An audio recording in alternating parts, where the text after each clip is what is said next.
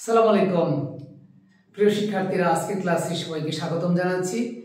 ইতিপূর্বে আমি simple complex কি এবং কম্পাউন্ড কি সেই বিষয়ে ক্লাস নিয়েছি এবং আমার ইউটিউব চ্যানেলে ক্লাসটি রয়েছে। তারপর কমপ্লেক্স থেকে সিম্পলে রূপান্তর করার নিয়মের উপর এখন ক্লাস নিচ্ছি। ক্লাসগুলো আমি পার্ট বাই পার্ট উপস্থাপন করব। আজকে ক্লাসের দ্বিতীয় পার্ট। প্রথম পার্টে আমি মোট 6টি রুল নিয়ে আলোচনা করেছি। আজকে আরো 4টি রুল নিয়ে আলোচনা করব আজকের পার্টে। অর্থাৎ তো কথা না বাড়িয়ে ক্লাসে চলে যাচ্ছি। তো আজকের ক্লাসের রুল নাম্বার 7 এর টপিকটি হলো কমপ্লেক্স সেন্টেন্সে সো দ্যাট থাকলে, যদি কমপ্লেক্স সেন্টেন্সে সাবঅর্ডিনেট ক্লজ সো দ্যাট থাকে তাহলে সেক্ষেত্রে নিয়মটা কি হবে। প্রথম থেকে সো দ্যাট এর পুরো পর্যন্ত অর্থাৎ হুবহু বসবে। সো দ্যাট যে মাঝখানে থাকবে তো এর আগ পর্যন্ত। তারপর সো দ্যাট এর পরিবর্তে বসবে কি টু। তারপর সো দ্যাট এর পরে যে তোমার দ্বিতীয় সাবজেক্টটি থাকবে, দ্বিতীয় সাবজেক্ট ও তার পরবর্তী মডাল হচ্ছে এবার ক্যান, কুড অথবা মে, মাই যাই থাকুক সেগুলোকে বাদ যাবে বা উঠিয়ে দিতে হবে। তারপর বাকি অংশ বসবে। তো কমপ্লেক্স সেন্টেন্সের নিয়মটা লক্ষ্য করি। হি studied hard so that he could pass the exam. তো সূত্র অনুসারে যে প্রথম থেকে সো দ্যাট এর পুরো পর্যন্ত অর্থাৎ এই পর্যন্ত হুবহু বসাইতে হবে। হি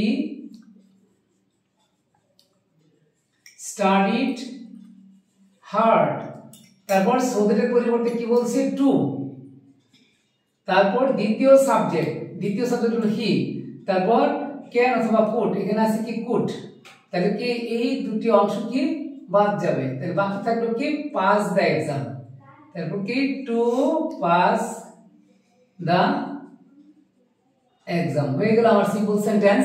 সিম্পল সেন্টেন্সের বৈশিষ্ট্য কি, একটা সাবজেক্ট একটা finite verb. He subject studied হলো ফাইনাইট ভার্ব, কারণ ভার্বের পাস্ট ফর্মটা হলো কি ফাইনাইট ভার্ব। তারপরে নিয়মটি হলো কমপ্লেক্স সেন্টেন্সে so plus adjective plus that থাকলে, আগেরটা ছিল সো দ্যাট আর এখনটা কি সো তারপরে মাঝখানে থাকবে দ্যাট অ্যাডজেক্টিভ তারপরে দ্যাট। এই ক্ষেত্রে প্রথমে সো এর পরিবর্তে হবে টু, তারপর দ্যাট এর পরিবর্তে হবে কি টু, তারপর দ্বিতীয় সাবজেক্ট থেকে নট পর্যন্ত বাদ যাবে, অর্থাৎ দ্বিতীয় অংশটা কি নেগেটিভ হবে, তাই সেজন্য দ্বিতীয় সাবজেক্ট থেকে নট পর্যন্ত বাদ যাবে। তো আমরা সিম্পল বাক্যে রূপান্তর করি। হি ইজ, সো এর পরিবর্তে টু, তারপরে অ্যাডজেক্টিভ ডাল, তারপরে এই দ্যাটের পরিবর্তে হবে টু, তারপরে দ্বিতীয় সাবজেক্ট থেকে নট পর্যন্ত, দ্বিতীয় সাবজেক্ট থেকে নট পর্যন্ত বাদ যাবে, বাকি থাকবে solve the math, solve the math. হয়ে গেল আমার সিম্পল সেন্টেন্স। কারণ সিম্পল সেন্টেন্সের বৈশিষ্ট্য সাবজেক্ট ফাইনাইট ভার্ব, আর সিম্পল সেন্টেন্স চিনার নিয়মের মধ্যে আছে কি টু ডট ডট টু, আবার কি টু প্লাস বি1। তো প্রিয় শিক্ষার্থীরা, এতক্ষণ আলোচনা করলাম কমপ্লেক্স থেকে সিম্পলে রূপান্তর করার দুটি নিয়ম। আরো দুটি নিয়ম তোমাদের সামনে আমি উপস্থাপন করছি। প্রিয় শিক্ষার্থীরা, এখন তোমাদের সামনে আমি তুলে ধরবো রুল নাম্বার 9। আর 9 নাম্বার নিয়মটি একটু কঠিনও বলা যায়, বুঝতে অনেক সহজ। আর এই নিয়মটা খুবই গুরুত্বপূর্ণ, এই কারণে এই নিয়মটা দিয়ে অনেক সময় পরীক্ষায় প্রশ্ন ম্যাক্সিমাম সময় থাকে। তো খেয়াল করো, যদি সাবঅর্ডিনেট ক্লজ দো, অলদো, ইভেন দো যুক্ত কমপ্লেক্স সেন্টেন্সকে সিম্পল করার নিয়ম। এরা হলো সাবঅর্ডিনেট ক্লজের উপাদান। সিম্পল করার সময় দো, অলদো, ইভেন দো যদি থাকে এদের পরিবর্তে হবে ইন স্পাইট অফ অথবা ডেসপাইট। এক্ষেত্রে মনে রাখতে হবে ইন স্পাইট এর সাথে অফ হবে, বা ডেসপাইট এর পরে কিন্তু অফ হবে না। আবার বলছি, ইন স্পাইট এর সাথে অফ, ডেসপাইট এর সাথে কিন্তু অফ হবে না। এরা কাদের পরিবর্তে বসবে, দো, অলদো, ইভেন দো। তারপরে কি দো, অলদো, ইভেন দো যুক্ত ক্লজে যে সাবজেক্টটা থাকবো ওই সাবজেক্টকে অর্থাৎ পজিটিভ কেস করতে হবে। এখন প্রশ্ন হলো যে যদি সাবজেক্টের প্রথম ক্লজটা যদি কে নাউন হয় সেক্ষেত্রে কি করব। তাহলে দ্বিতীয় অংশে প্রোনাউন থাকবে, ওটাকে কনভার্ট করতে হবে, আর প্রথম নাউনটা কিন্তু দ্বিতীয় অংশে যে কি রিপ্লেসমেন্ট হবে। আবারও বলছি যে সাবজেক্টকে পজিটিভ কেস করতে হবে। তো এটা প্রথম ক্লাসে কিন্তু আমি বুঝিয়ে দিয়েছি, অর্থাৎ কমপ্লেক্স থেকে সিম্পলের পার্ট 1 এ। ভিডিওটা আমার ইউটিউব চ্যানেল এবং ফেসবুক পেজে আছে, দেখে নেবে। তো এখন আমরা উদাহরণ খেয়াল করি। তারপরে কি দো অলদো ইভেন দো যুক্ত ক্লজের ভার্বটা যদি কি বি ভার্ব হয় তাহলে এদের পরিবর্তে হবে বিং, আর যদি হ্যাভ ভার্ব থাকে তাহলে হবে হ্যাভিং, আর মূল ভার্ব থাকলে ওই ভার্বের সাথে আইএনজি, পাস্ট ফর্ম হলে সেটাকে প্রেজেন্ট ফর্ম করে। তাহলে উদাহরণ খেয়াল করি, দো he is poor he is happy. তাহলে সূত্র অনুসারে দো অথবা অলদো তাহলে কি বসাবো, ইন স্পাইট এর সাথে অফ বসবে, অথবা অবলিক ডিসপাইট। মনে রাখতে হবে ডিসপাইট বলে কিন্তু অফ হবে না। তারপরে কি বলছে যে যুক্ত ক্লজের সাবজেক্ট কে, তাহলে এখানে সাবজেক্ট কি হি, তাহলে হি এর পজিটিভ কেস কি হিজ, এবং কি বলছে যদি ক্লজের বি ভার্ব হয়, ক্লজের ভার্বটা যদি বি ভার্ব হয়, বি ভার্ব, তাহলে এখানে এদের বি ভার্ব হলে কি হবে বিং, কমা বাকি অংশ হবু বসবে, হি ইজ হ্যাপি।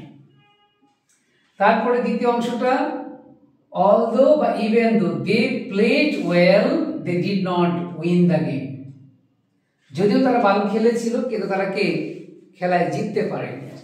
তাহলে এদের পরিবর্তে আবারও in spite of অথবা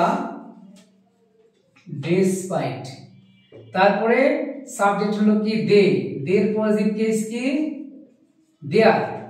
তারপরে মূল ভার্ব প্লেড, এটা কি পাস্ট ফর্ম, এটা প্রেজেন্ট ফর্ম হলো প্লে, তার সাথে আইএনজি প্লেইং, তারপরে ওয়েল। এরপরে বাকি অংশ they did not win the game, কারণ কি সিম্পল সেন্টেন্সের বৈশিষ্ট্য কি একটা সাবজেক্ট একটা ফাইনাল ভার্ব। এখন এই অংশটা যদি আমি বিশ্লেষণ করি তাহলে এখানে কিন্তু কি কোনো সাবজেক্ট এবং ফাইনাল ভার্ব পাবো না। তাহলে এই যে they subject did not win হলো ফাইনাল ভার্ব। আর রুল নাম্বার 10 অর্থাৎ আমার দ্বিতীয় পার্টের আজকে লাস্ট রুলটা হলো কমপ্লেক্স সেন্টেন্সে নাউন ক্লজ থাকলে সেটা কি হয়ে যাবে নাউন ফ্রেজ। আর এই জাতীয় নিয়মগুলা অর্থাৎ এই জাতীয় নিয়মের বাক্যগুলা খুবই কম, যে কটা পাবে অর্থাৎ এটাকে বলা যায় যে কি একবারে যে কি মানে মেমোরাইজিং এর মতো করে ফেলতে হবে, আর বাকিগুলা কিন্তু সূত্রের মধ্যে সূত্র অনুসারে পড়ে যাবে।